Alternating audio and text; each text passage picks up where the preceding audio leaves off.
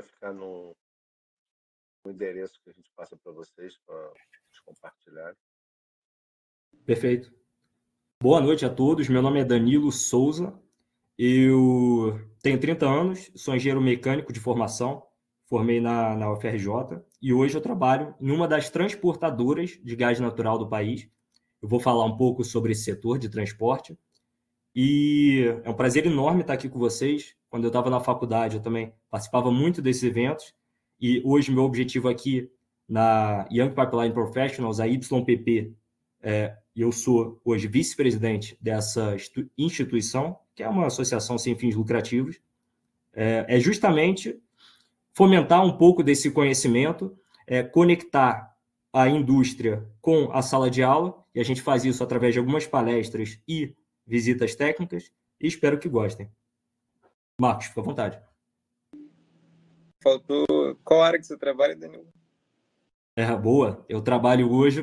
Putz, é difícil falar. Já trabalhei com projetos, gestão de projetos, e hoje eu trabalho com manutenção industrial. Boa noite, pessoal. Meu nome é Marcos. Eu tenho 21 anos.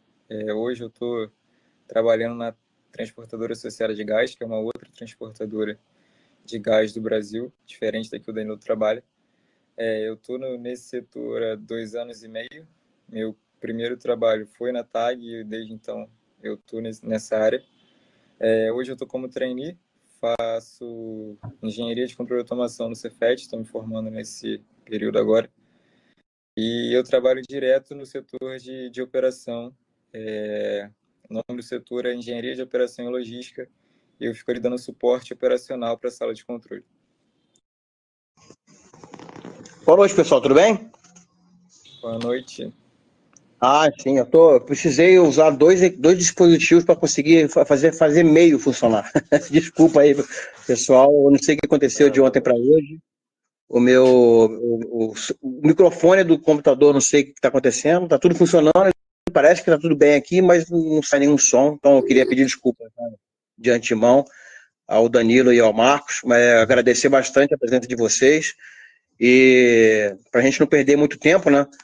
Já que vocês se apresentaram, mostra pra gente aí o que vocês vieram falar pra gente, que eu acho que é o principal, o pessoal tá aqui sedento de conhecimento e de informação. Obrigadão. Vou desligar a câmera aqui para não ficar pesando um pouco na imagem. Valeu? Valeu, Júlio. Beleza. Você quer concluir, Marcos, ou a gente passa para a agenda? Não, vamos começar. O pessoal tá querendo saber aí. Queria saber se eles puderem compartilhar se eles são da graduação, pós-graduação. Acho que seria legal para a gente saber mapear um pouco o que a gente vai falar aí também. Boa, boa. Hoje a gente vai falar um pouco sobre as perspectivas no setor de gás natural, mas a gente vai entrar um pouco mais em detalhe, né, sobre o que é esse setor. Então, nós vamos falar sobre o transporte dutoviário, porque são as áreas, os ramos, as empresas onde eu e Marcos trabalhamos, a importância dos dutos para a sociedade, o ciclo de vida, a gente vai falar um pouco de projeto, áreas de atuação, as razões para se entrar nesse ramo e um pouco sobre a YPP Brasil. Então, um pouquinho de perspectiva aqui. Recentemente foi promulgada a nova lei do gás, que é uma lei que permite, dentre alguns fatores, o acesso à infraestrutura existente de novos produtores. Então, tem o acesso de novos players, uma abertura de mercado, ou seja, produtores de gás natural diversificados, injetando o gás produzido na malha de transporte e o acesso direto também com consumidores industriais. Então, a gente saiu um pouco ali de uma estrutura de monopólio para uma abertura gradual de mercado.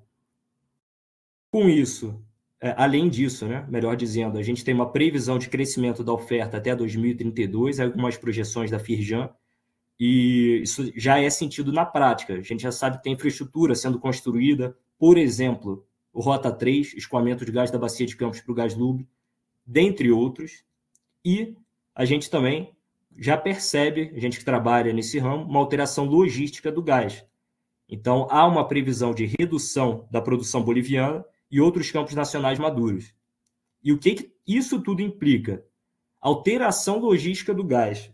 Gás que antes tinha um sentido na malha nacional, passa a ter outro, a gente tem previsão de crescimento. Tudo isso indica que haverão novos projetos na malha de transporte.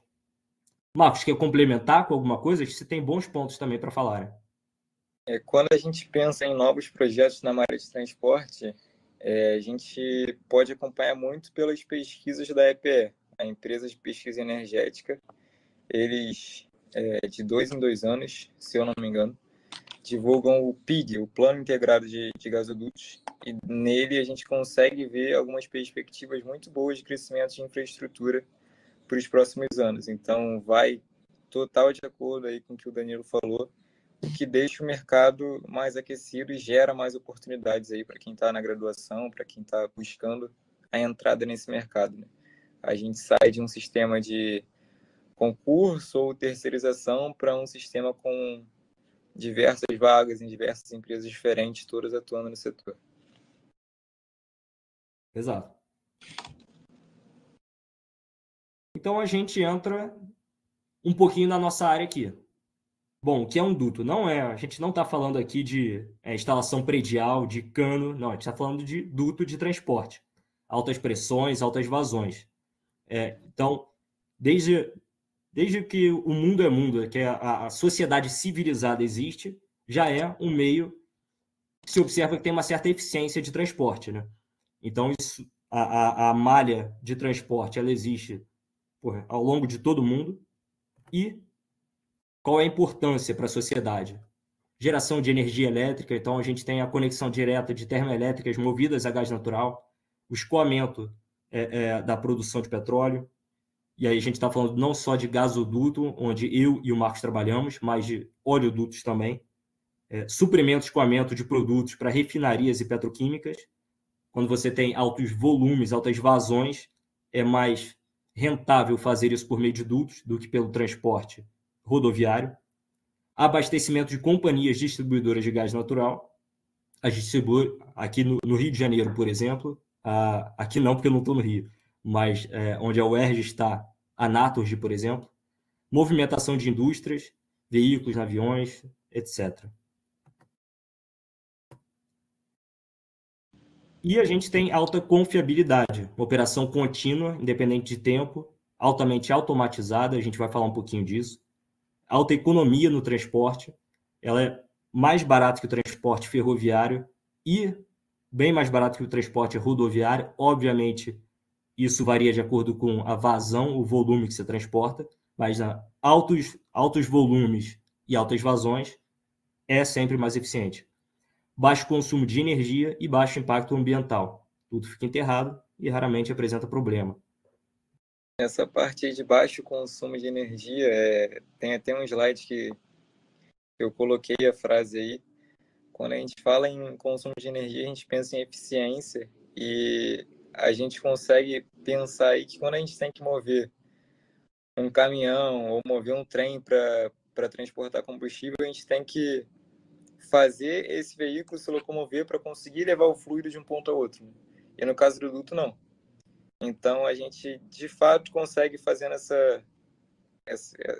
olhando dessa forma bem básica, a gente consegue ver o porquê ser um mais eficiente que o outro, né? A gente só transporta o fluido quando a gente fala de transporte rodoviário. Então, é muito importante esse ponto aí que o Danilo levantou, além da segurança, que a gente vai entrar bem a fundo daqui a pouco também na parte de operação. Com certeza.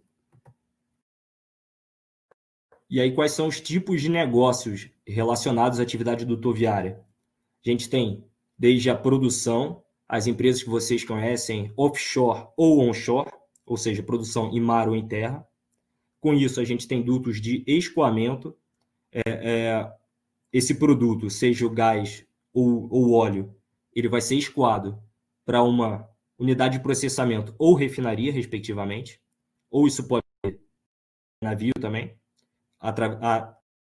Descarrega o produto em um terminal GNL e com isso a gente entra no nosso ramo aqui, que a gente mais conhece, que é o transporte de gás natural, que é o transporte de gás por altas distâncias, e seria conectar basicamente o escoamento essa etapa até os estados, a distribuição e comercialização. Então, cada ramo possui diferenças relacionadas à atividade dutoviária, você tem legislação diferente, tipos de dutos diferentes, classe de pressão, você não vai ter um duto de altíssima pressão enterrado no meio da calçada, da rua de uma área urbana, mas você vai ter numa área, ou melhor, na classe de locação, na faixa de dutos onde a gente transporta o gás, através dos estados. E o local, mar ou terra, isso influencia, obviamente, a característica do seu duto.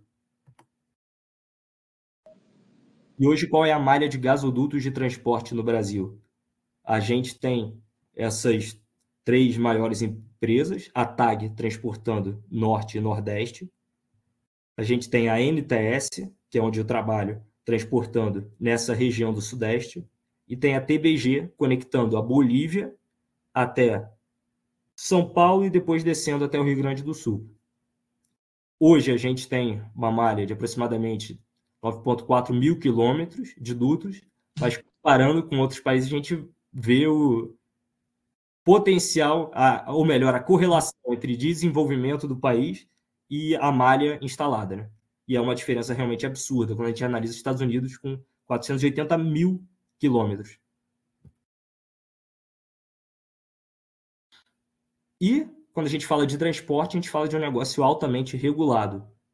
Então, assim que você entra nesse ramo, é muito interessante conhecer as normas e legislação aplicáveis. Não importa a área que você atue, você certamente vai esbarrar com algum conjunto de normas e você vai ter que conhecer bem, atuar e fazer cumpri-las. Então, a gente tem um conjunto de regulamentos para operação, construção, tarifa, esse tipo de coisa, são os regulamentos da ANP, que fazem referências a normas técnicas nacionais. Por exemplo, tem um regulamento da ANP que fala de operação, Regulamento Técnico de Dutos Terrestres. Ele vai fazer referências a algumas normas. Por exemplo, normas técnicas, quando eu falo de, por exemplo, construir um duto. Não é a ANP que tem o maior know-how sobre construção técnica de engenharia, mas a ANP já tem.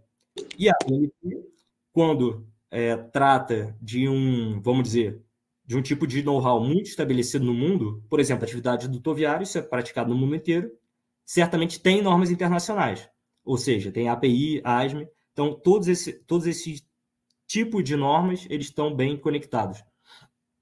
São diferentes normas para diferentes aplicações dentro de um mesmo segmento, né, Danilo? A gente tem o RTDT, que fala do Regulamento Técnico de Dutos Terrestres, a gente tem o RTM, que fala de normas de medição. Então, a gente tem para cada escopo ali normas, um conjunto de normas a serem seguidos. Então, como tem nesse slide, é um negócio altamente regulado. Verdade, verdade. Esse ponto que o Marcos comentou, por exemplo, para vocês terem noção da interseção das normas, o RTM é uma resolução conjunta entre a ANP e o Inmetro, por exemplo. Por que Inmetro? Porque para você vender um produto como gás natural transportado com altas vazões, você precisa medir. Quando você tem uma medição fiscal, você vende esse produto e aí o Inmetro está envolvido. Então, existe uma integração.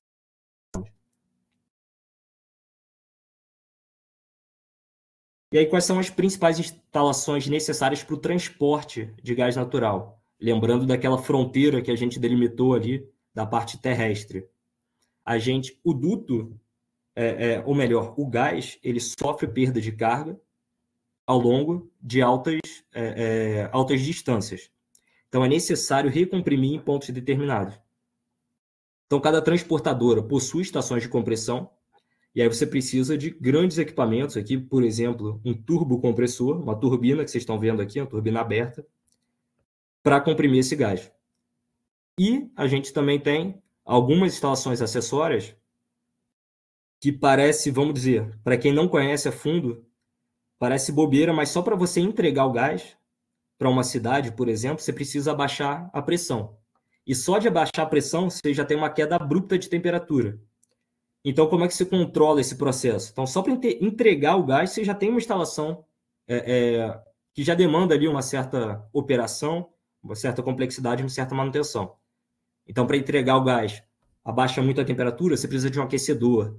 Para aquecer o gás, você precisa de um controlador. Então, tem esses dois principais tipos de instalação. Estações que comprimem gás, estações de compressão, e pontos de entrega.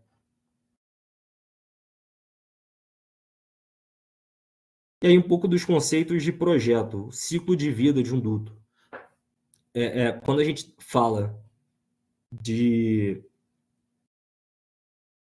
duto, oleoduto, gasoduto, ou seja, investimentos intensivos em infraestrutura, a gente geralmente, sempre projetos desse tipo seguem uma metodologia de gestão de projetos muito consolidada, que é essa metodologia FEL. Então, primeiro, você vai investir bilhões em um gasoduto, por exemplo. Você faz tudo de uma vez, você já bota tudo na mesa? Não, você primeiro faz uma análise de oportunidade. Vê da onde até onde você vai entregar, o que você consegue de retorno com isso. Avançando esse projeto conceitual, ou melhor, essa análise de oportunidade, você vai para um projeto conceitual. Então, você já tenta estimar um traçado, você já tenta estimar ali diâmetros e começa a refinar o quanto vai custar o seu projeto e retorno. Então, a cada portão de decisão, você escolhe entre seguir ou não com o seu projeto. E aí você passa até o projeto básico, que tem um alto nível de detalhamento, e até o projeto executivo, ou seja, você entrega o projeto básico para alguém construir de fato. E aí, geralmente, uma empreiteira constrói esse tipo, especializada, constrói esse tipo de infraestrutura, através do projeto executivo, e aí com cronograma de execução e tudo mais. Basicamente, essas são as fases de planejamento, engenharia conceitual, engenharia básica, implantação, operação, até a desativação, se necessário. E você tem alguns tipos de licenças específicos para cada etapa de projeto.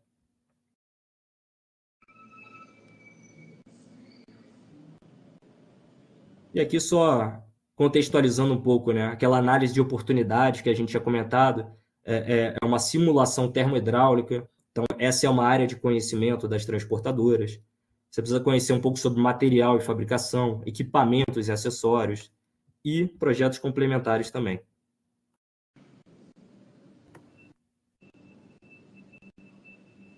E aí, como é que funciona, bem resumidamente, né, um projeto de um duto?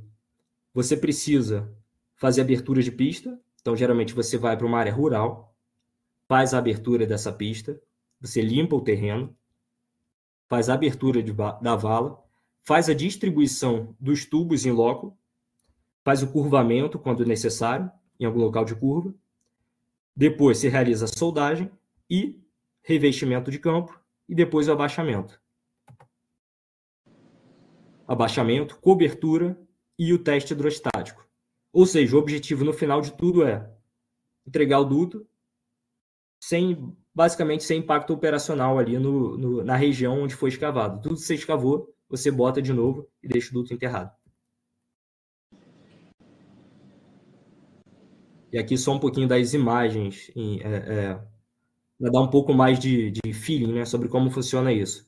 A parte, por exemplo, de limpeza do terreno, abertura de vala, aqui o transporte dos tubos, aqui o que é chamado de desfile de tubos, né? Você deixa todos eles desfilados para você fazer a etapa de soldagem em sequência. E é engraçado que é diferente de um projeto de fabricação, geralmente você tem uma fábrica parada e o produto vai passando pelo meio, né, das correias transportadoras. Aqui é o contrário. O duto ele é desfilado, ele fica todo já posicionado, e a sua equipe de produção que vai passando ao longo do duto e vai caminhando e construindo ele.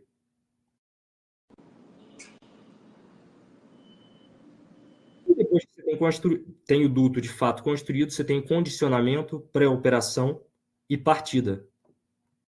Marcos, quer falar um pouco sobre?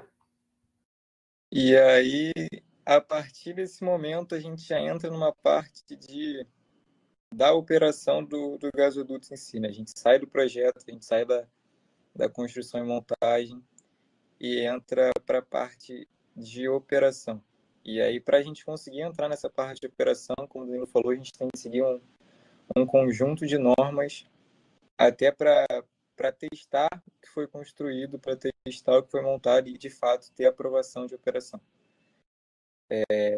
A gente precisa de uma autorização de operação da ANP para, de fato, operar um gasoduto. A gente precisa de uma licença ambiental para construir esse gasoduto. Isso o Danilo pode até falar um pouco melhor. Tem algumas licenças que precisam ser obtidas para a gente chegar nesse ponto. Mas quando a gente chega nesse ponto, a gente já começa a trabalhar em cima dessa operação, e essa operação vai lidar o tempo todo com o tratamento e o seguir essas normas a todo momento, realizando o controle operacional. E aí, quando a gente fala de controle operacional, a gente fala de controle remoto. Mais à frente eu vou entrar um pouco mais a fundo nisso. A gente fala também de detecção de vazamento, que hoje, além de poder causar grandes desastres à vida, ao ativo, à transportadora, no caso, é um grande impacto ambiental que ninguém quer causar. A gente tem também que saber que vai ter que lidar com controle de integridade, então a gente vai ter que ter passagem de PIG, a gente vai ter que ter uma inspeção de faixa, a gente vai ter que ter o pessoal de campo fazendo as manutenções necessárias e trabalhando o tempo todo 24/7, como foi colocado lá no início. A operação nunca para em um gasoduto. Então, acho que pode passar mais um aí.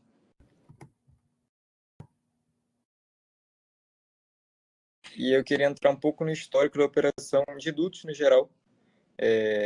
E aí está até como se fosse um transporte de óleo, né? Como se fosse um oleoduto.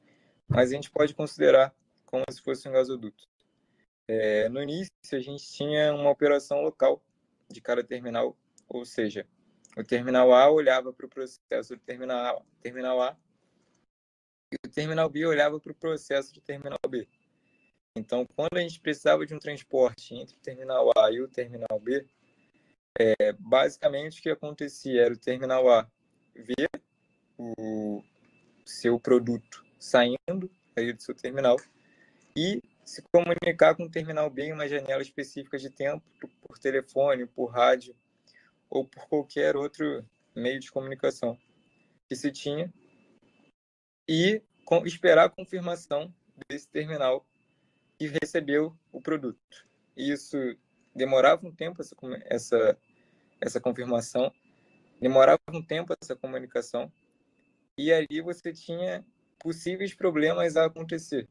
Se, por exemplo, caso o terminal A não conseguisse falar com o terminal B, ou se, por exemplo, o terminal A falasse com o terminal B e o terminal B não estivesse recebendo esse produto e o terminal A estivesse vendo que esse produto estava sendo enviado.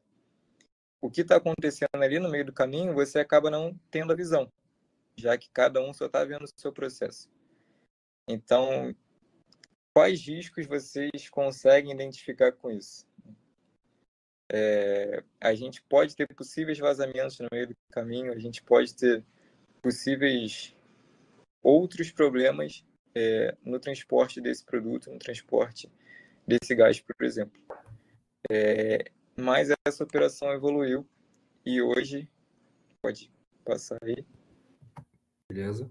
Hoje a gente já tem uma visão unificada. E aí eu coloquei algumas fotos de desastres que a gente teve. Um foi a Vila Socó, não sei se o Danilo já ouviu falar. Acredito que sim, é bem famoso.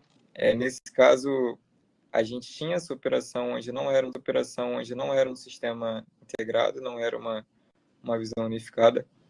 E acabou que nesse acidente matou quase 200 pessoas dessa vila, onde era uma vila que tinha palafitas, né? Casas sobre um rio. Estava acontecendo um vazamento no gasoduto que passa, no oleoduto que passava por esse rio, e houve um incêndio e muitas pessoas morreram nesse desastre. E a gente pode olhar até para mais recente, para o desastre de 2000, na Baía de Guanabara, onde também a gente teve o vazamento ali para o rio, que acabou chegando até a Baía de Guanabara. Só complementando, Marcos, para você ver como é famoso esse primeiro acidente, eu comprei um livro no ano passado falando sobre os principais acidentes da indústria de processo, e esse era um deles lá. E falava justamente sobre, enfim, alguns dos riscos operacionais e o fato de, como muitas vezes em áreas ou com uma população mais carente, essa população em específico resolveu pegar o óleo que tinha vazado, né? Então, muitas das pessoas trouxeram óleo para dentro de casa. E aí, quando começou o vazamento, se alastrou de uma forma absurda. Então, é importância absurda mesmo. Legal você trazer isso aqui. E aí, quando você fala disso, a gente fala da dificuldade não só com os próprios ativos, mas com a conscientização da comunidade que está em volta dos ativos de transporte, né? A comunidade que vive ali em volta é muito importante que tenha conscientização sobre o que quais são os riscos de caso ocorra algum possível vazamento.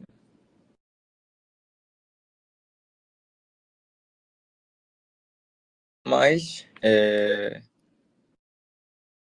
como o Danilo já falou, eu também comentei no início, os gasodutos, os dutos, no caso a gente fala no geral, são a forma mais segura para o transporte de fluido. Nos Estados Unidos, principalmente, isso está dentro como se fosse o sistema de transporte, né? Como se fosse algo parecido com o Ministério de Transporte. Eles costumam fazer muitos gráficos e comparar muito aos trens, né? A gente tem muito transporte, trem também. E aí, pode passar mais um aí que vai aparecer alguns textos aí. E aí a gente tem, acho muito legal esse primeiro gráfico, quando a gente fala de acidente no transporte. E aí a gente vê que o transporte por trens, a gente tem um número muito mais elevado que o transporte por duto. Mas aí você pode pensar, mas é complicado fazer essa relação, porque o trem você vai ter o transporte de pessoas ali, e aí você vai ter uma fatalidade muito mais alta, já que se tiver um acidente com o trem, você vai ter pessoas dentro. E aí foi feita essa comparação, contando apenas os trens que transportavam não pessoas, mas fluidos, cargas, enfim. E aí a gente vê também que essa tendência se mantém. Tirando 2020, que foi um ano atípico ali, de fato não sei exatamente o que ocorreu em 2020 para ter essas 5 fatalidades, mas em todos os outros anos desde que essa pesquisa foi feita, a gente não teve um outro ano com mais acidentes. A gente pode ver que tem muito mais acidentes fatais por trem do que quando a gente pensa no transporte por duto, né? E aí foi basicamente o que eu falei lá no início, que quando a gente pensa do transporte rodoviário, a energia move somente fluido. E aí não precisa mover o trem ou o caminhão. Então a gente está falando de um transporte, além de mais seguro, mais eficiente também. E aí agora, falando um pouco da operação atual, como é que é a operação atual de hoje? Hoje a gente tem uma operação via centro de controle. Então, diferente daquele slide anterior que eu mostrei, com os 2 terminais tendo uma visão local, a gente tem uma visão unificada do processo por completo, ou seja, do ponto de recebimento, que é o ponto que injeta gás na malha, até o ponto de saída, né? O ponto que tira gás da malha. Então, a gente tendo essa visão global da operação através de um sistema escada, ou seja, um sistema supervisório, onde remotamente a sala de operação pode abrir uma válvula, fechar uma válvula, partir uma ECOMP, uma estação de compressão, parar uma estação de compressão, você consegue controlar e supervisionar todo o seu processo. Então, com muitos instrumentos espalhados ao longo da malha de forma estratégica, a gente consegue ter a visualização de todo o processo, todos os pontos-chave da malha. Então, se tiver algum vazamento, se tiver alguma ocorrência, a gente tem ciência, além de ter equipe no campo para tratar essas possíveis ocorrências e um atendimento à emergência caso a comunidade local identifique alguma coisa suspeita, escute algum barulho que possa ser vazamento de gás. Também pode ser comunicado à sala de controle, e a sala de controle pode enviar uma equipe de campo para ver o que está acontecendo, para tratar essa ocorrência, minimizando ainda mais os riscos da operação produto e mostrando uma melhoria muito grande quando a gente pensa naquele histórico de operação que a gente tinha só uma visão local e aquele contato via telefone, em janelas específicas, onde você não via o que estava acontecendo durante o processo, só sabia se que tinha saído e que tinha chegado o seu produto no destino final. E aí, hoje, como funciona, entrando mais para o mercado de gás natural, um processo operacional, né? Como funciona a rotina para a gente ter uma operação bem sucedida. Como eu falei, toda operação é baseada em normas e regulamentos que devem ser seguidos pelo nosso negócio altamente regulado e buscando essa segurança máxima, como a gente já falou antes.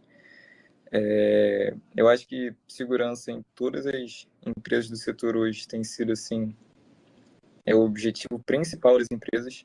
Tem uma máxima, na dúvida pare, acho que é TAG, NTS e muitas outras transportadoras colocam essa máxima a todo momento quando a gente fala de operação, porque de fato é isso, de fato é pensar nos riscos envolvidos a todo momento.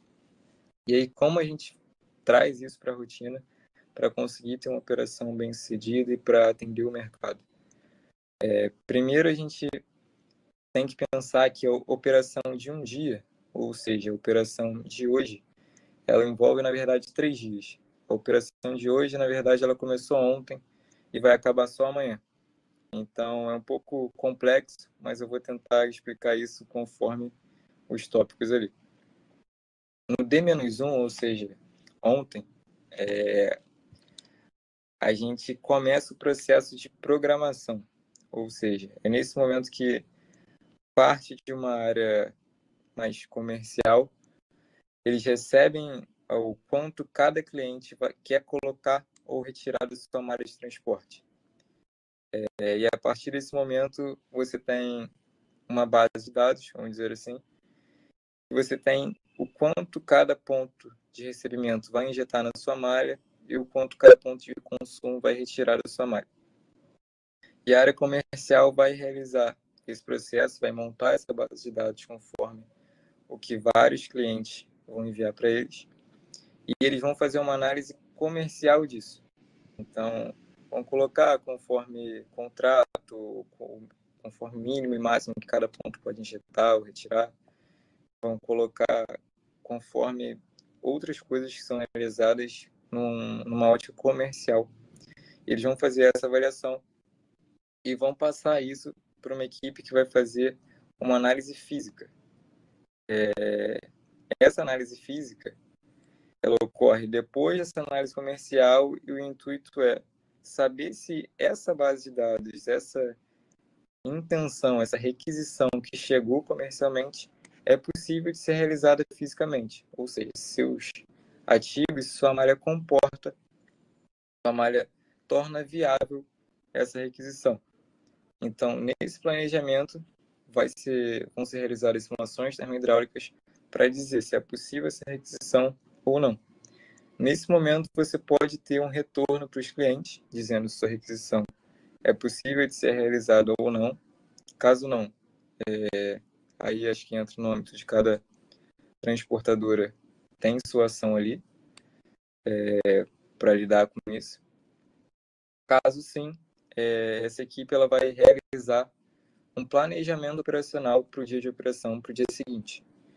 E aí, nesse planejamento operacional, você vai ter, por exemplo, qual estação de compressão utilizar, o quanto, com qual pressão específica na descarga, com qual vazão, para onde a gente vai alocar o gás dentro da malha. Como o Danilo falou, a gente tem aí mais de 9.000 quilômetros de duto, onde cada transportadora pode alocar o seu empacotamento, que a gente chama, né, o quanto tem de gás em trecho, o quanto está pressurizado aquele trecho, em que pressão a gente quer deixar cada trecho.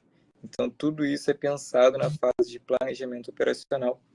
E esse planejamento operacional ele é montado e passado para a sala de controle como se fosse um plano de voo. E aí a sala de controle tem por objetivo seguir no dia de operação, ou seja, de meia-noite até as 11h59 daquele dia, tem por objetivo seguir aquele planejamento operacional que foi recebido, de acordo com as simulações que foram realizadas, e se supervisionar e se ater a possíveis desvios desse planejamento. A gente sabe que todo planejamento, não importa o melhor que ele seja para diferentes setores, diferentes áreas, acaba que você nunca tem um planejamento 100% correto. Quando a gente fala de pensar aí no futuro e fazer um planejamento, você acaba tendo pequenos desvios sempre. Eles têm que estar dispostos e aptos a lidar com esses desvios. E aí, dando tudo certo nessa operação, muito importante ressaltar aqui também que nesse ponto a gente tem que se adequar muito, como o Danilo falou, lá dos pontos de entrega, que precisa ter um aquecedor, precisa ter uma temperatura específica para entrega, precisa ter uma pressão específica para entrega. Então a gente tem que se atentar além dos limites dos ativos e os limites contratuais para atender os clientes, para conseguir transportar esse gás, atender o mercado. E quando a gente passa desse dia de operação, a gente cumpre todo o processo operacional, acontece a medição desse gás. E aí vai ser certificado o quanto cada cliente injetou e consumiu, de fato, naquele dia de operação. Então, isso acontece no dia seguinte da operação, no D+1. Por isso eu comentei que esse processo dura 3 dias. E aí ele vai certificar o quanto cada cliente consumiu ou injetou na malha, e vai passar isso para uma equipe de faturamento, que vai trabalhar ali já com a parte comercial do mercado. E se o pessoal quiser perguntar alguma coisa, pode interromper, tá? Se o Danilo quiser inserir alguma Tranquilo, coisa. só deu uma cortada para mim bem rápida agora, mas agora voltou perfeitamente. Show. Pode passar, Danilo. Beleza. E aí, além disso, eu queria trazer... eu trouxe um pouco do histórico, trouxe o estado atual que a gente está hoje. E aí eu queria trazer também o conceito de dutos 4.0.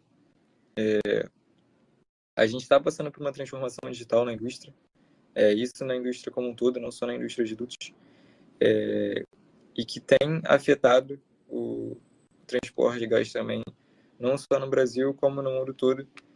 E aí isso tem feito que as transportadoras busquem uma evolução constante dos seus processos. E aí a gente fala muito do que está em alta hoje, como inteligência artificial, machine learning, deep learning e outras tecnologias que estão sendo aplicadas para otimização, para segurança operacional, para sustentabilidade. Então eu trouxe essas 3 tecnologias que estão muito em alta. Danilo com certeza sabe de aplicações que estão sendo feitas com machine learning. A gente tem machine learning voltado para a integridade de dutos, a gente tem machine learning voltado para a manutenção preditiva. A gente tem projetos de machine learning voltados para previsão de demanda. Na última Rio Gas, por exemplo, a gente teve muito projeto, não só do transporte de gás, mas do setor inteiro, relacionado a machine learning, relacionado à inteligência artificial. Então, isso está chegando com muita força na indústria e é algo muito importante para a gente colocar aqui. Já que quando a gente fala de YPP, a gente está falando também de jovens do mercado, a gente está falando de inovação, a gente está agregando com isso. Então, achei muito importante tocar nesse tópico aí. Com certeza.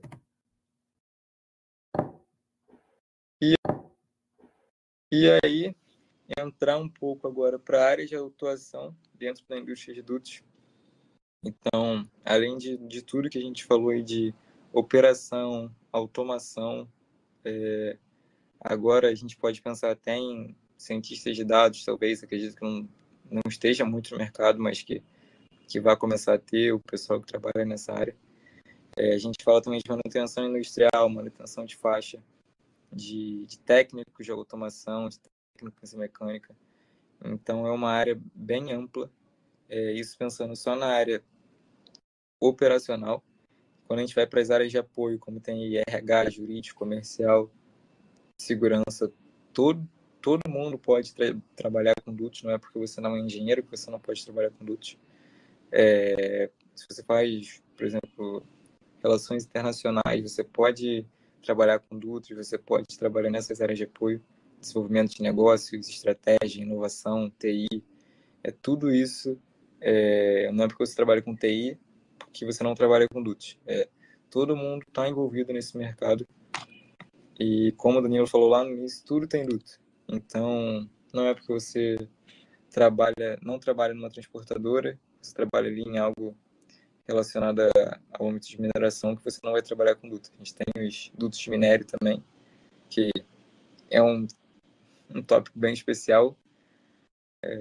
Se vocês quiserem, inclusive, a gente pode tentar algum contato aí para vocês terem uma palestra específica. Não sei se o Danilo conhece, mas eu acho bem interessante aí. Com certeza. Eu até passei para o próximo slide já, que eu acho que já conectava bem com o que você já estava falando, né? E um pouco sobre as perspectivas que a atividade com elevado potencial aqui no Brasil.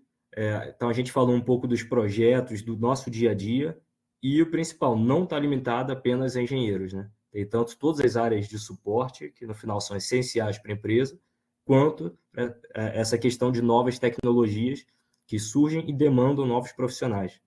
Então, tem uma necessidade de atuação para diversas profissões e habilidades, aplicação de novas tecnologias, desenvolvimento de pesquisas e oportunidades para jovens profissionais, com certeza.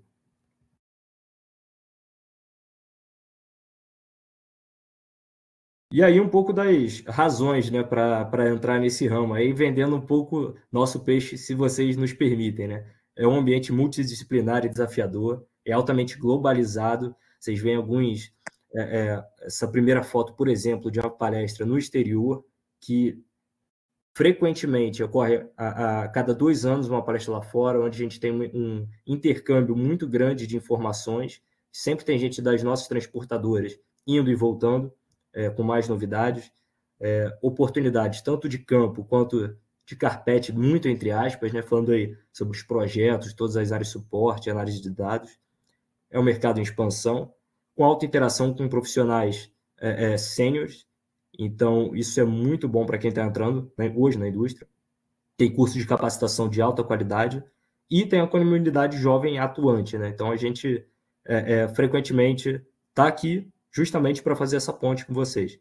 E uma remuneração acima de outras indústrias, quando a gente compara aí ramos, alguns tipos de indústrias, fábricas, comércio, esse tipo de coisa.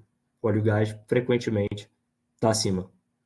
E a gente tem uma comunicação muito grande do setor, né? A gente tem um setor bem unido, é comum as pessoas se conhecerem, né? O pessoal que trabalha dentro de uma transportadora, conhecer quem trabalha na outra, tem esse contato bem próximo, que é bem legal também. Com certeza. E o que é interessante, né? Às vezes a gente observa um mercado normal de indústrias ou empresas que competem entre si, não tem um intercâmbio de informações, ou esse momento que a gente faz aqui. E como a atividade dutoviária é um monopólio natural, ou seja, se você bota outra empresa para concorrer, para instalar bilhões de dutos, que de fato é um custo muito elevado, para concorrer na mesma área de atuação, isso não é economicamente vantajoso. Então, por isso é uma atividade que se chama monopólio natural. E aí o que acontece? Você divide apenas as áreas de atuação, como acontece hoje no Brasil, e você tem empresas que não competem em condições, exceto em condições muito raras, não competem entre si. Então, por isso a gente tem essa interação muito forte e, de fato, é muito prazeroso trocar essas informações e sempre melhorar com essa comunidade. E, caso queiram conhecer mais, nós somos a Young Pipeline Professionals, ou seja, nós somos uma jovem comunidade brasileira de profissionais da indústria de dutos, e a nossa missão é motivar novos profissionais a entrarem nessa área. Nossa visão é ser uma referência nacional e internacional no desenvolvimento de jovens profissionais, e nós somos a maior comunidade brasileira de jovens profissionais desse ramo. Então, a gente atinge essa missão, como a gente falou, promovendo encontros e palestras, network com comunidade de dutos, essa aproximação que a gente faz aqui, visitas técnicas, estágios de estágio, participação em eventos e ação de pessoas mais experientes. E aí, exemplos, né? A gente teve, por exemplo, o envio de algumas pessoas para um congresso externo em 2022, seleção de bolsistas da PUC em 2023, inglês técnico em pipelines, um curso onde a gente conseguiu um desconto para quem faz parte dessa comunidade, um evento de tênis que a gente organizou no ano passado, um stand de sala que a gente teve na Rio Pipeline, dentre outras iniciativas, né? Palestras em universidades, já tem bem mais de 2, ingressos para OTC, que é Offshore Technology Conference, confraternização de final de ano, enfim, entre outras. E aí, fala um pouco aí. Danilo apresentou aí algumas oportunidades que a YPP oferece. Não lembro se me apresentei no início, acho que não. Em relação à YPP, hoje eu estou como líder de eventos da YPP. Comecei em fevereiro. E aí, além daquele mapeamento anterior ali que mostra desde 2022 até 2024, eu quis trazer também um recorte mais recente para mostrar como a gente atua, né? Como a gente faz essas visitas técnicas, essas palestras. Então, nesses últimos 8 meses que a gente tem aí, de fevereiro para cá, a gente realizou visitas na TAG, na Rosen, na MTS, no CTDUT, na Subsea, na IBSE, forneceu ingressos para a ROG, forneceu 14 ingressos de graça para os estudantes, sendo esses passaportes para todos os dias e com acesso a algumas atividades da feira que não eram do passaporte comum, né? Então foi muito legal a gente ter conseguido isso. E a gente consegue tudo isso através de parcerias com as empresas, com conversas e contatos dentro do setor. E aí eu trouxe também alguns grandes números da gente nesses últimos meses. Então, como eu falei, a gente teve 9 eventos nos últimos 8 meses e está para ter mais. A gente, além dessas visitas e dessas entradas fornecidas para a RNGS, a gente fez uma palestra para a UFBA, a Federal da Bahia.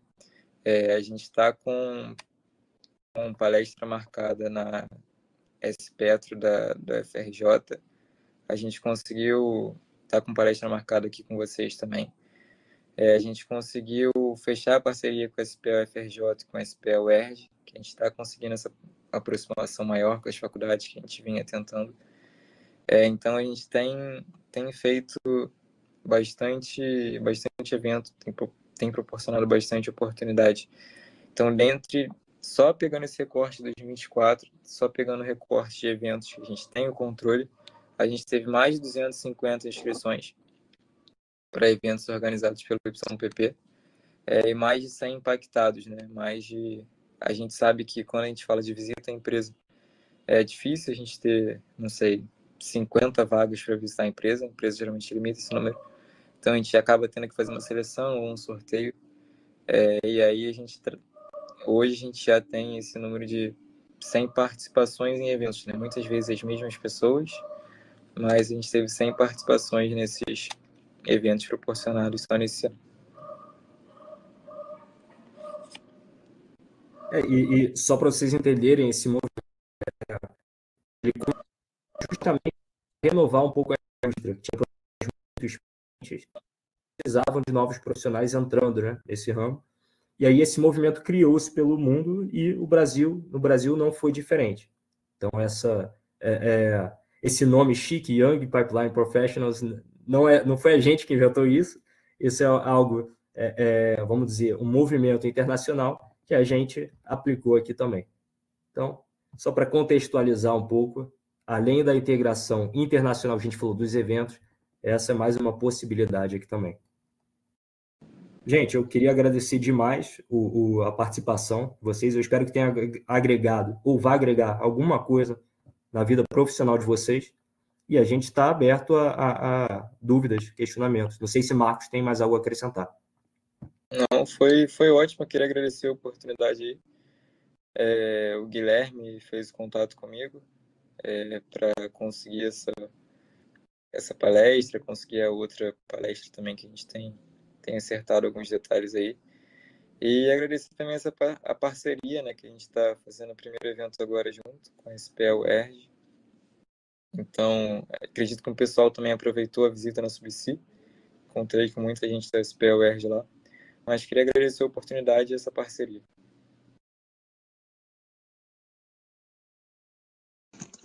Fala, pessoal. Muito obrigado. Marcos, Danilo. Cada vez que eu olho uma palestra dessa de petróleo, eu fico meio que maravilhado. Bom, a partida é a Lana, não é isso o nome dela? Lana. Eu tô aqui agora do amigo meu, então ela que tá acompanhando de longe aqui, vou dar latidas aqui, então vocês não fiquem preocupados. Mas a cada vez que eu vejo realmente a palestra dessa parte de petróleo, eu fico bem assustado, porque realmente é um outro mundo, realmente. Tem muita coisa ainda que o pessoal pode se embrenhar e tentar fazer, né, tentar fazer a própria vida, porque tem muita coisa para ser feita. E é tudo muito multidisciplinar. Eu vi vocês falando de pipeline, de tubos e tal. Eu sou técnico mecânico, eu tenho alguns amigos que na época ainda começaram no tempo que AutoCAD era uma coisa que era mais um sonho do que qualquer outra coisa, e eles foram fazer exatamente essa parte de desenho e de projeto de tubulação. Então até hoje aí, né, o WhatsApp ele serviu muito para isso, Facebook, e eles estão até hoje realmente nessa parte ainda de transporte, de tubulação.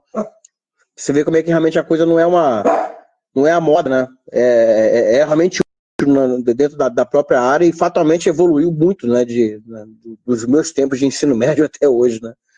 Mas eu agradeço bastante vocês dois, né, Marcos e Danilo. Queria saber quem é que tem alguma dúvida aí, alguma pergunta para vocês, que fatalmente o pessoal vai querer perguntar. E quem quiser abrir o microfone e falar, fica à vontade, tá? Não fiquem acanhados, não. Às vezes o pessoal fica acanhado de falar, acha que a voz não é feia e tal. Isso aqui não é The Voice do Brasil, não, tá? Pode falar, tá?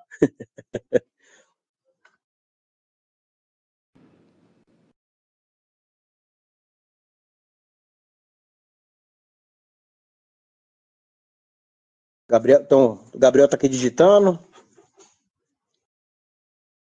Grazione, eu sei que você tá escutando aí. Pode perguntar também.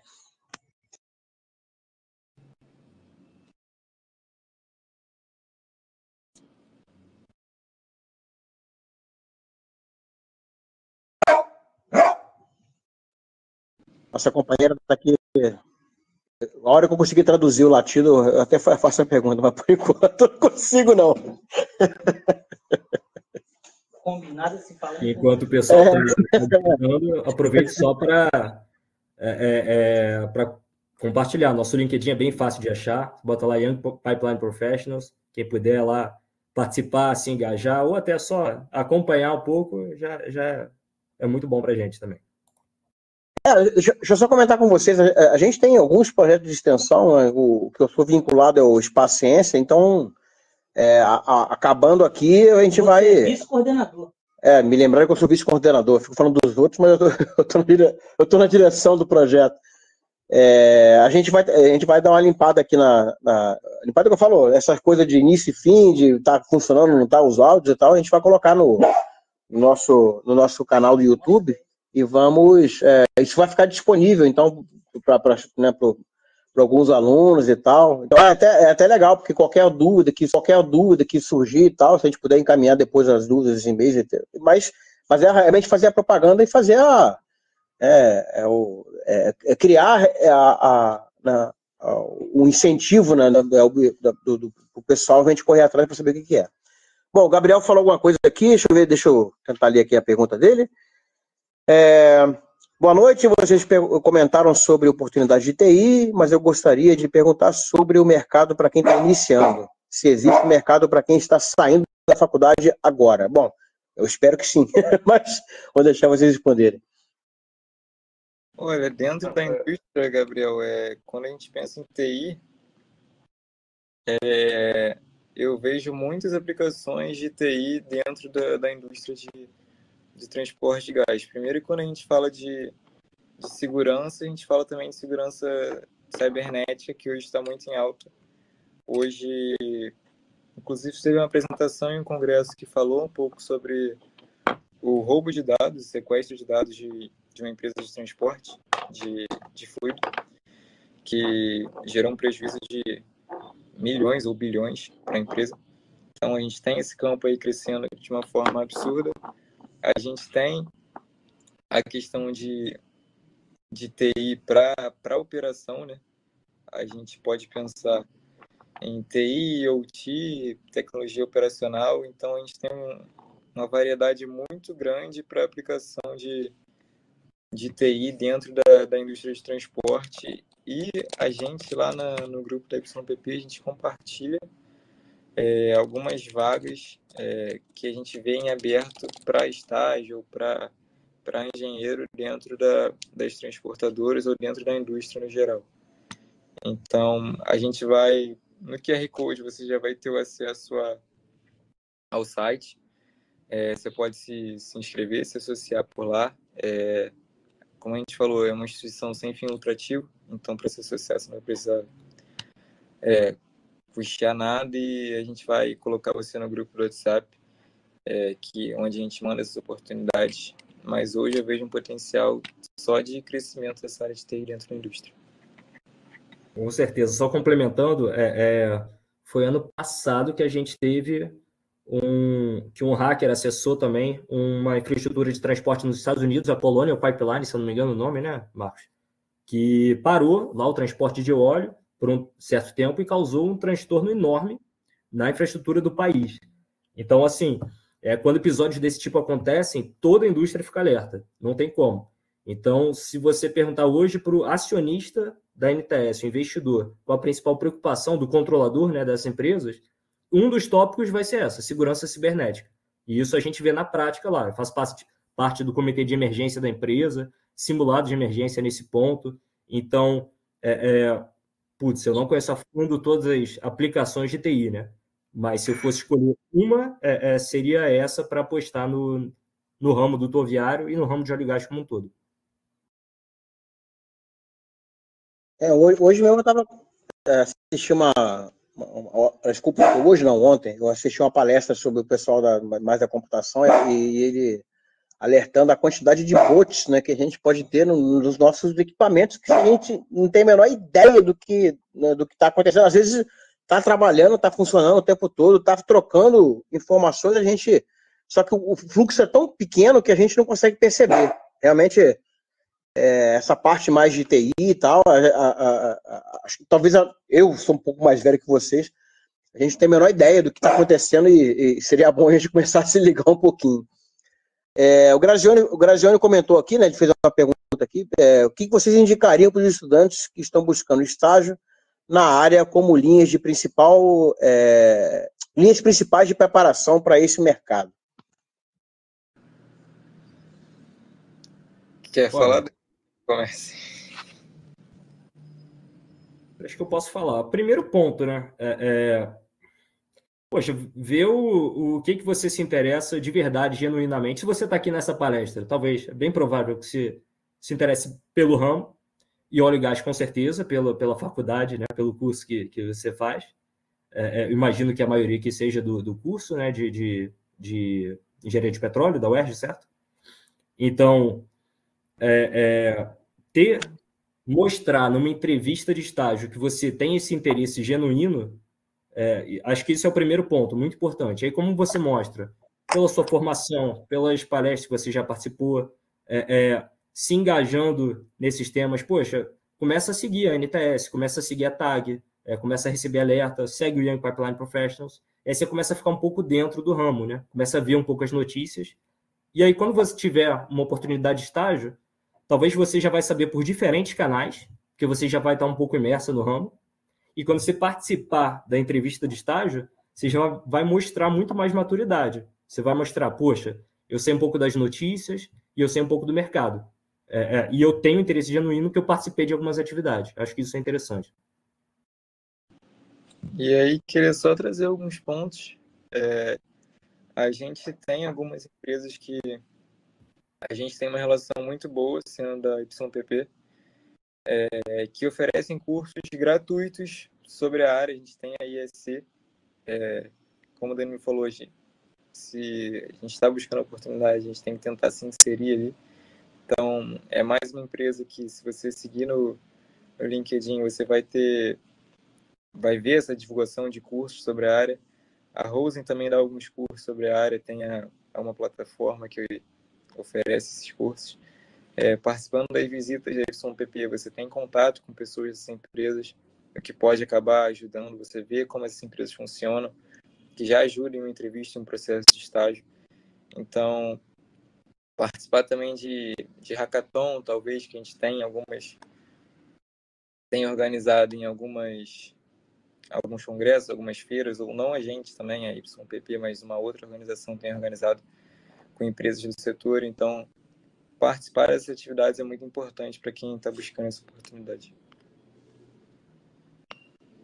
Só para complementar, até a minha resposta, né? Eu falei muito sobre interesse, eu acho que isso é o principal, porque quando a empresa busca estagiário, ela não busca uma pessoa com uma bagagem técnica, sabe? Isso não faz o menor sentido. Você vai entrar lá e vai aprender muita coisa.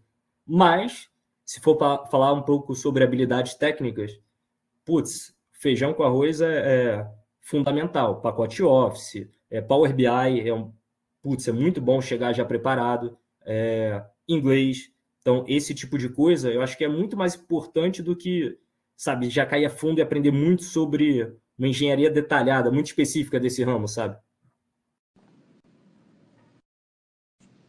Hoje a gente estava conversando sobre soft skills e tal, que às vezes a gente foca tanto numa coisa muito específica e acaba esquecendo, às vezes, uma coisa que parece até ser mais básica, vamos dizer assim. O Graziano também pediu para comentar sobre parcerias de área de pesquisa e desenvolvimento, né? Que fatalmente, não só a parte da aplicação direta, né? Mas provavelmente as empresas estão sempre buscando melhorias nos sistemas e tal, e é bem provável que isso também esteja bastante em voga, né, no mercado em tempo todo, porque a questão da eficiência, né, vai envolver bastante isso, né, de estar sempre tentando entender cada vez melhor os sistemas que você está trabalhando. Né? Eu acho que nesse sentido de pesquisa e estímulo e desenvolvimento da pesquisa na área de DUT no Brasil, a gente pode falar um pouco do CTDUT, né, Danilo? A gente tem uma parceria com o Centro de Tecnologia em DUT, que é uma instituição aqui no Brasil que foi inaugurada em 2006, se eu não me engano. Né? É uma parceria de algumas empresas aqui do Rio para, de fato, trabalhar na pesquisa e no avanço tecnológico para a área rodoviária do Brasil. Vou pegar até uma colinha aqui para não falar nenhuma besteira. É exatamente isso. E aí eles trabalham em conjunto com as empresas do setor. Eles têm um local lá de trabalho para pesquisa e tem esse objetivo, assim, acho que hoje, quando a gente fala de pesquisa nessa área de transporte, de dutos, a gente acaba passando pelo CTDUT, né, Danilo? Esse é um ponto, acho que é o principal canal aí, mas eu acho que vale reforçar, trazer um pouco de realidade também nessa área de pesquisa, pelo menos do meu conhecimento, tá, Marcos? Que existem empresas grandes e existem empresas enormes. Quando a gente fala de uma Petrobras, uma Vale, uma multinacional gigantesca que está em não sei quantos países, geralmente você tem faturamentos enormes e aí você tem muitas atividades que acontecem em paralelo e isso, por vezes, são identificadas oportunidades de pesquisa e desenvolvimento. Então, geralmente, essas empresas gigantescas, elas demandam um pouco mais de pesquisa. Quando a gente fala de transportadora, a gente fala de empresas mais enxutas, e pelo menos no meu caso, nunca vai ter o mesmo volume de uma empresa gigantesca como essa. Então, resumindo, transporte, não acho que seja uma área que tempo ostensivo em investimento em tecnologia, até porque, como a gente está falando de um monopólio natural, existe uma receita máxima permitida. É um negócio muito regulamentado. Então, a gente não vai investir em tecnologia, gastar milhões e receber milhões depois de volta, sabe? Isso não vai acontecer. Então, é um negócio um pouco mais enxuto, e o investimento em tecnologia geralmente é para mitigar risco, para não ter explosão, vazamento, notificação de trincas, que é um tema que sempre vai ser muito quente. Esse é um pouco da minha visão, tá? Mas provavelmente isso mesmo. Na verdade, a pesquisa em si, né, ela é sempre, ela tem sempre um braço governamental que é o que ajuda realmente, porque não é investimento, né? Não é só investimento. Tem um investimento, mas tem um risco tão alto, mas é uma coisa da sociedade como um todo, né? Então, geralmente pesquisa sempre envolve alguma coisa maior do que somente a empresa tentando buscar alguma coisinha, vamos dizer assim, que ganhe dinheiro na hora. Isso aí realmente é complicado. Para a gente estar na academia, às vezes isso é bem claro. Mas às vezes quem está um pouco por fora não acaba tendo um pouco achando que é uma coisa mais Steve Jobs, mas não é assim, né? No final das contas, a gente sabe que o olhar de quem está no mercado é um olhar que pensa muito mais no risco do que a gente que está na academia, que às vezes não tem noção zero do que é isso, né? Do que é realmente investir numa coisa e às vezes o perder dinheiro, vamos dizer assim, né? Que é não ter um retorno tão rápido ou uma eficiência, um lucro tão rápido, conforme que o Danilo acabou de comentar. Bom, gente, mais alguém tem alguma pergunta? Além da Lana aqui? Ela está perguntando de longe. Bom, Danilo e Marcos, eu agradeço bastante a presença de vocês. Até peço desculpas do problema que eu tive que. Estou entrando em 2 lugares ao mesmo tempo, mais a ajuda do meu da nossa cachorra aqui. Mas espero que vocês tenham gostado de apresentar para a gente. Como eu falei, essa palestra vai para o Espaço Ciência, que é o nosso canal de extensão, e espero que vocês consigam, né, vocês possam voltar outras vezes, né, bater papo com a gente, quem sabe até presencialmente, né, para tomar um café com a gente. Então, muito obrigado, agradeço a presença de todos e espero vê-los em breve. Obrigado, hein, pessoal. Podem contar com a gente. Prazer foi nosso. Muito obrigado, gente. Um abraço. Valeu. Tchau, tchau. Obrigadão. Tchau, tchau. Boa noite, Danilo.